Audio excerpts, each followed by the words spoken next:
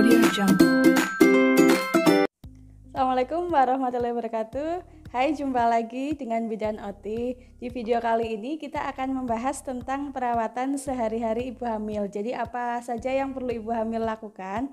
Ya, untuk kesempatan kali ini saya materi bersumber dari buku KIA ya Mam. Jadi ini buku kesehatan ibu dan anak yang biasa Mam dapatkan apabila Mam periksa di fasilitas pelayanan kesehatan. Nah, untuk materi pada kesempatan kali ini kita nanti simak bersama-sama di halaman 4-6. Jadi saya akan mengulas satu persatu. Yang pertama, makan beragam makanan dengan pola gizi seimbang dan satu porsi lebih banyak daripada sebelum hamil. Jika mual muntah, pilih makanan yang tidak terlalu berlemak dan dalam porsi kecil tapi sering, contoh buah-buahan, roti, biskuit. Jadi tips untuk mam yang masih mual muntah adalah makan sedikit tapi sering. Cukupi kebutuhan air minum pada saat hamil yaitu 10 gelas per hari. Nah, lanjut yang kedua, istirahat yang cukup. Tidur malam minimal 6-7 jam dan usahakan siangnya tidur atau berbaring 1-2 jam. Jadi, larangan tidur siang untuk ibu hamil itu mitos ya, Mam. Mam tetap boleh tidur siang. Posisi tidur sebaiknya miring ke kiri. Kenapa? Dengan miring ke kiri, aliran darah dan oksigen dari ibu ke janin tidak terhambat. Boleh tidak miring ke kanan? Boleh, tapi sebentar saja. Lebih banyak miring ke kirinya. Hindari tidur terlentang lebih dari 10 menit pada trimester 2 akhir sampai hamil tua, karena tidur terlentang dapat menekan pembuluh darah sehingga aliran oksigen terhambat.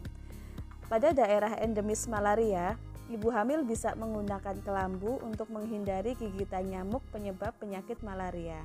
Nah, bersama dengan suami, lakukan rangsangan pada janin dengan sering mengelus-ngelus perut ibu dan mengajak janin bicara sejak usia kandungan 4 bulan ya, Mam. Mendengarkan musik klasik atau bagi yang muslim bisa dengan mendengarkan lantunan ayat suci adalah salah satu cara untuk menstimulasi otak janin. Yang ketiga, menjaga kebersihan diri.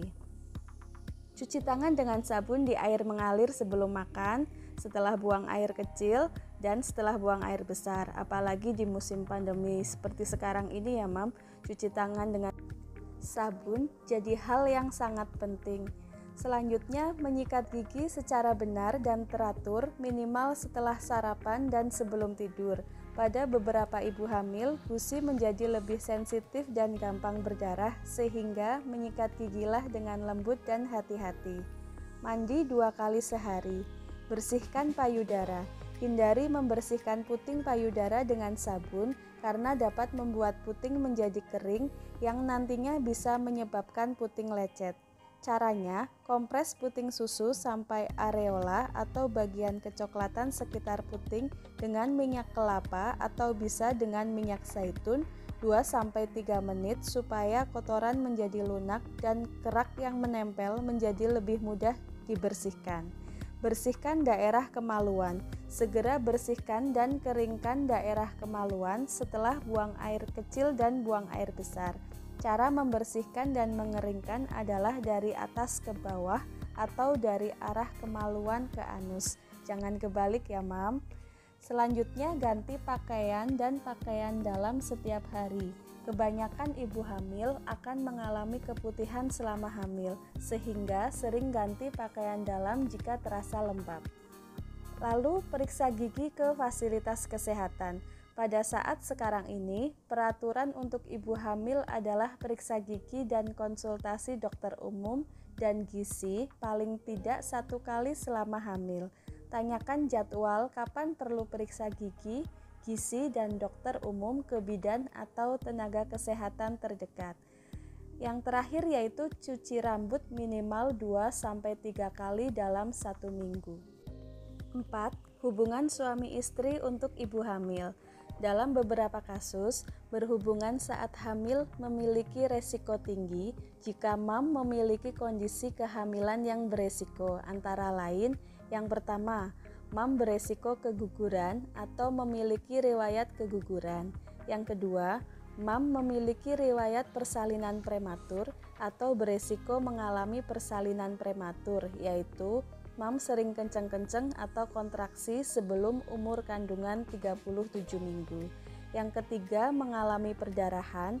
Yang keempat, kantong ketuban mengalami kebocoran cairan atau selaput ketuban pecah. Yang kelima, mengandung anak kembar. Yang keenam, ari-ari letak rendah atau menutupi jalan lahir. Nah, mam, apabila mam mengalami kondisi-kondisi tersebut, sebaiknya berhubungan intim dihindari. Tapi untuk mam yang sehat dan tidak mengalami kondisi yang saya sebutkan, mam dan suami bisa melakukan hubungan intim. Untuk lebih amannya, sperma dikeluarin di luar rahim karena kandungan sperma dapat membuat rahim kontraksi. Selanjutnya, aktivitas fisik. Ibu hamil yang sehat dapat melakukan aktivitas fisik sehari-hari.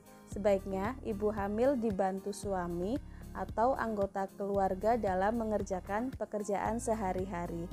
Mam juga dapat mengikuti senam ibu hamil dengan anjuran petugas kesehatan.